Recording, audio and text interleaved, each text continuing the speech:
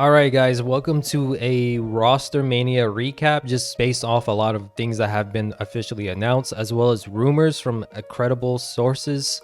I'm not too sure if I want to do this monthly, weekly, or just whenever there's a big news. You guys let me know if you guys would like weekly Rostermania updates. But I think we can start with the Americas. And one of the news that recently came out doesn't only affect Pacific, but Americas and possibly EMEA as well, is the fact that Bleed Esports is no longer in the VCT due to them not applying to certain rules and conditions set by Riot Games.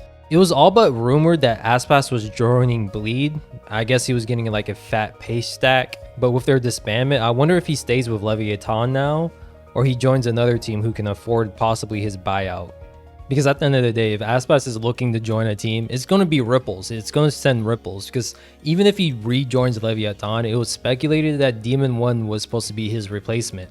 Is Leviathan going to just have both world-class duelists on the same team? I would imagine that that means that Demon 1 would not be playing duelists if that's the case, or maybe they might do double duelists, who knows. But if Leviathan keeps Aspas, what does that mean for Demon 1? Where would he go? Is he going to stay with NRG if that's the case? And if he stays with NRG, what does that mean for Mata? I don't think he's going to stay with NRG. Where will Demon 1 actually go? There's just so many things that could happen with Aspas. And there's only so many teams out there that can afford Aspas buyout and also give him a reasonable salary at the same time, you know? As we'll go on later, I think one of those teams could be Team Liquid. I mean, it's just up to them if they don't want to be mid anymore. I feel like Team Liquid would be able to afford that. But as it's well documented, EMEA teams are known to be frugal, which isn't such a bad thing to be in an esports climate that we are currently in. And it kind of just makes me wonder, like, how free are restrictive agents really, you know? And I just want to say, if you've been enjoying this video, feel free to like and subscribe to the channel, as well as consider being a member if you want to see more. Thanks again for viewing. Let's get right back into this topic.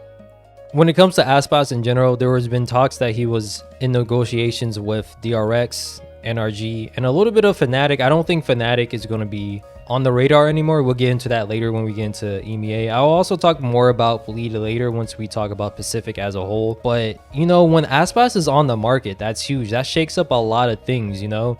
Like, I feel like a lot of people may find out, like, how loose the whole verbal agreements are, you know? If you don't really have that contract signed and written, hey, those verbal agreements, I don't know how legally binding they can really be, you know?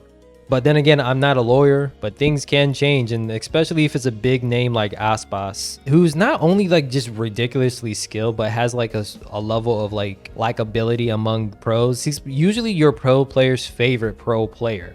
Only time will tell to see what happens. A lot of teams already finalized their roster, and we'll be getting more information on them in the next like couple of days, but only time will tell. And while we're talking about Leviathan, I do want to mention that it was announced that Mazinho was free to explore his options as a restricted free agent. A contract doesn't necessarily mean that they're no longer going to be on the team next year, even though typically it does point that way. Next, I do want to talk about NRG. It looks like they're trying to go for a complete rehaul. The likes of Crashy and Victor are all but gone, seeing how Victor is a true free agent. It was reported that Mata and Verno have agreed to sign with NRG for the 2025 season. Hopefully for Mata, he doesn't learn how loose those verbal agreements can be, because apparently Aspas was on the market and was in talks with NRG. And it's also been reported that Bonkers is going to be the coach for NRG too, which kind of just sucks. I feel like Czech has been getting like the short end of the stick a little bit, especially since he took a pay cut to form that super team that didn't do so hot. But Bonkers as a coach to NRG isn't like a horrible thing either. Him and FNS, I'm sure they can cook up some cool things as well. Next for G2, we have Jagamo in, Icy out. This is definitely an upgrade. I guess G2 is like learning from their mistakes. They had an opportunity to get Jagamo last year. They passed it up, and I guess after just showing what he can do and actually low-key beating them during kickoffs made them realize, you know what, let's not pass up this opportunity again. And it's been all but confirmed that Jagamo will be on G2 as well. But Loud, on the other hand, Loud is going to be looking completely different, y'all. They will no longer have Sadak or less. They're leaving to EMEA. Sadak is all but committed to Carmine Corp, which is crazy into itself. And Les is going to Vitality.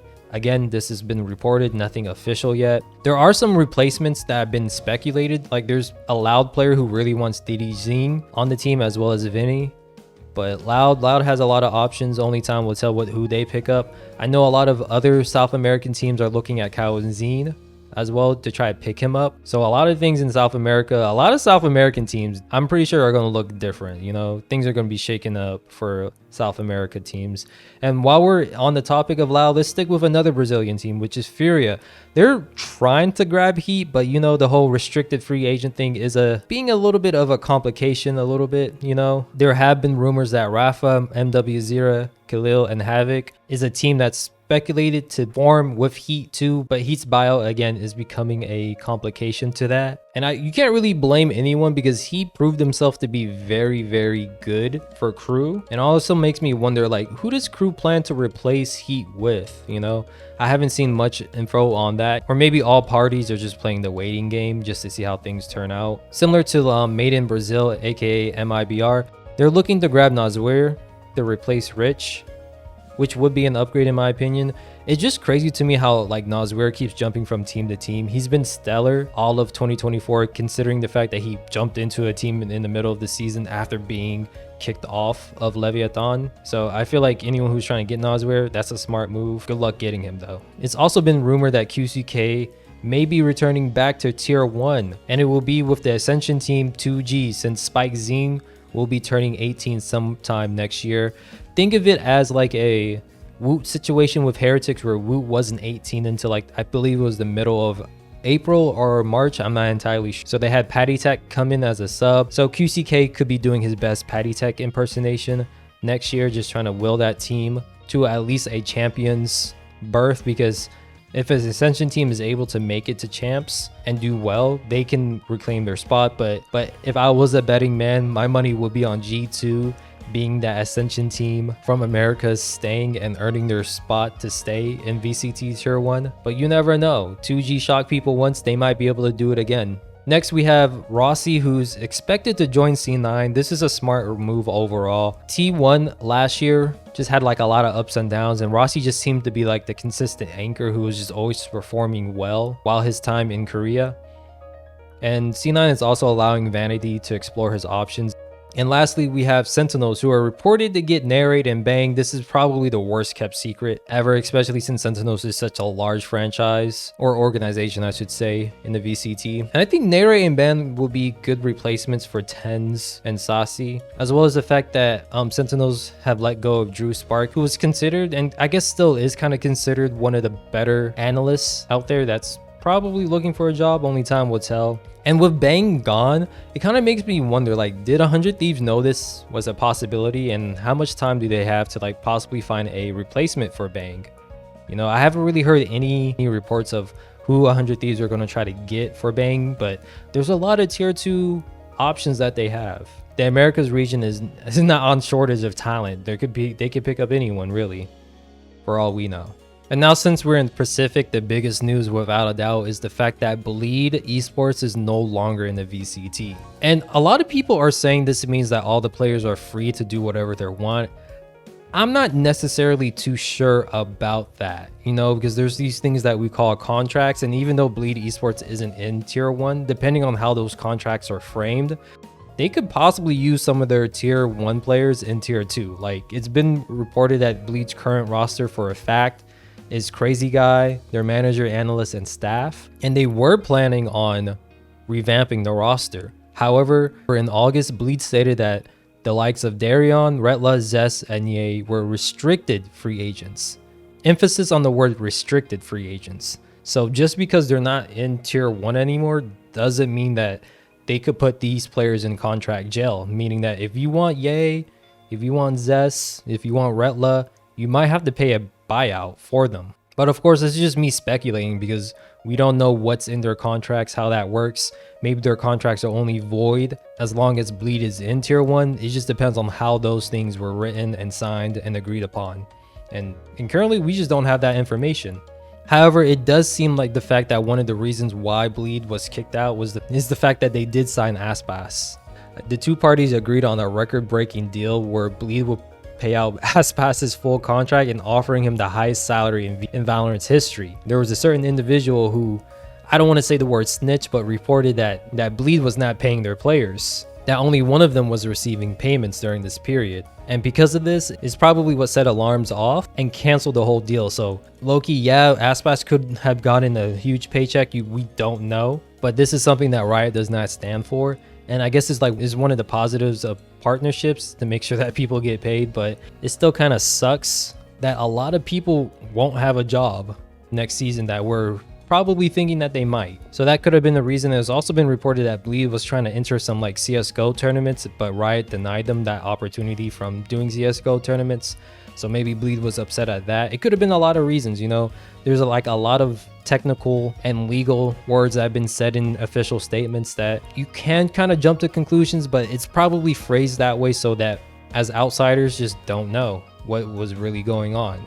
So only time would tell if Bleed Esports has any kind of power over these players and would actually put them in contract jail, meaning that they would just have high buyouts if they choose to, which would be just really scummy in my opinion. But hey, the silver lining is the fact that Boom Esports is in the VCT, which is huge because after that grand final, so many people were just wishing that they both could extend, and we low-key got our wish now, you know? So that is a huge silver lining. But one news that is a bit bittersweet is the fact that Laz did retire earlier. He announced that.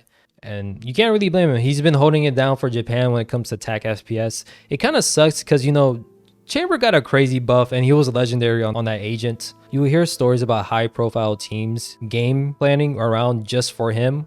And I'm just putting this out in the universe, you know. Tom Brady did come out of retirement like 3 times, Michael Jordan too. It won't be unheard of if he decides to come back to Valorant, but it looks like he is officially retired for the time being. While on the flip side, Saya Player is a true free agent, I believe. Yoron and Heron as well.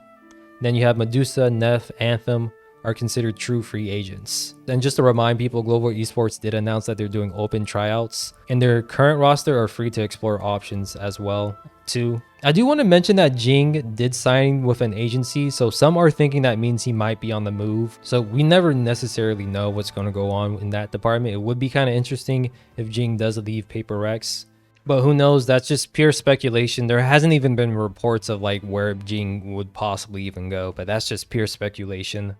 One thing that isn't pure speculation is that T1 did say that they plan on doing a full Korean roster, which is why a lot of people knew that Rossi was probably going to leave T1 since he isn't, you guessed it, Korean. It would be kind of cool if they were able to somehow get the Vision Strike gang back together, but who knows. However, since T1 said they're going full Korean, that also means Escarit is all but gone as well. I wonder if he'll be picked up by another team, possibly Paper Rex or even one of the new extension teams. Only time will tell. I feel like a lot of the rumors around Pacific has been quiet, mainly because Ascension recently ended for them, and that's usually when these moves are made. Next, we have EMEA, and one of the biggest names I can think of in this region who's leaving a team is Darka. In the past, he's expressed interest to join an Americas team. It seems like Vitality wants him a lot, but remember guys, how free are restricted free agents really? Because Fnatic is not trying to help a rival team, and you can't blame them. You know, Vitality was on the up and up towards the end of the 2024 season, and I can only imagine how hard it would be to go against a team like that has Darka, that might possibly know a lot of your own secrets, you know? So you can't really blame Fnatic for not wanting to help a rival teammate by just getting one of the region's best duelists. But have no fear if you're a Fnatic fan. They're doing the tried and true method of just getting the best tier 2 players that are available and picking them up. I remember Apex was begging Fnatic not to take their star duelist, but it looks like that's not the case. You know, it would be really exciting to see what Fnatic can do with this individual. Also, it's no surprise that Fnatic is releasing Hero, and Mini is leaving Fnatic for now anyways. We never know if he might return. And I did mention Vitality earlier. Even if they don't get Darka, they're still cooking, brother. It's been reported that they're trying to pick up Less, which is a phenomenal pick. He was arguably the best Viper last year. And with buying back in rotation, that's going to come in clutch for sure. And speaking of another French team, we have Takas, who earlier this year was free to explore other options. He used to be on Gentlemates, but it's also been reported that the likes of Zipan and Robbie BK are set to join Takas' former team, Gentlemates. I'm sure they're hoping to make champs or at least keep their VCT spot. So I'm pretty sure they're going to be trying their best to get well-named talents to avoid going back to tier 2.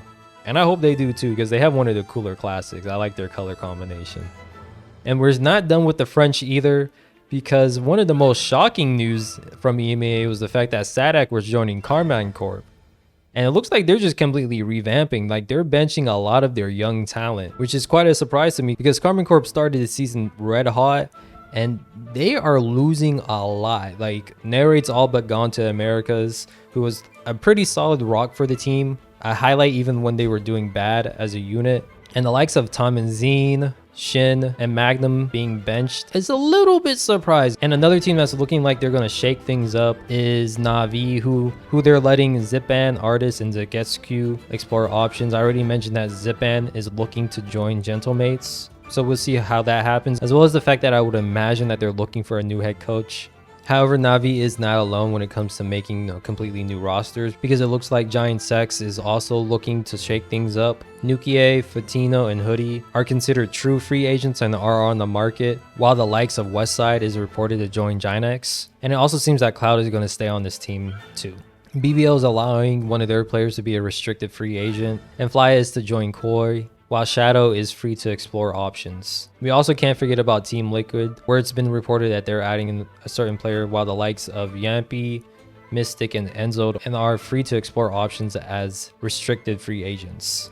Overall, I'm just kind of surprised more EMEA teams aren't looking for Turkish players. I know this has been memed to death, but I really believe there's so much talent in the Turkish scene. You can call me a Turkish glazer all you want, but I feel like if EMEA wants to avoid those whole one team narrative, you got to invest in like this area of your region.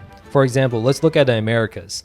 A lot of the teams over there are having United States players, you know, NA players, even the South American teams and organizations. Part of that could also be because of like the whole visa issues as well. But I really feel like if EMEA wants to return to their glory, I think investing in Turkish players might be the move. And for China, I have no clue what's going on here. You can go ask Ryan Central or something, guys. If you guys know if there's any big moves going on in that region, comment down below. I would love to report it, but I just can't really find much information on that region. As well as the fact that if I missed anything and there have been like legit reports from trusted sources, comment them down below and where you got them. Or if you want to, you can always just say like your fantasy dream roster with all the tomfoolery that's going on in Rostermania. But shoot, all I can say is that the VCT is the gift that keeps on giving in the off season. It's never a dull time with Valorant esports. But hey, whatever you guys do, stay safe, be a KDA warrior, and I'll be yapping in the next one.